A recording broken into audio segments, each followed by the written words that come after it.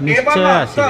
ସାହାଯ୍ୟ ସହଯୋଗ କରି ଶ୍ରୀ ଶ୍ରୀ କୃପାବତ୍ସଳ ଯଜ୍ଞ ନାରାୟଣ ବାବା ଗଣପତି ତଥା ହନୁମାନଙ୍କ अलौकिक कृपाभिक्षा लाभ करी निजको धन्य मने करिबा सहित धर्म अर्थ काम मोक्ष चतुर्वर्ग फल लाभ करंतु।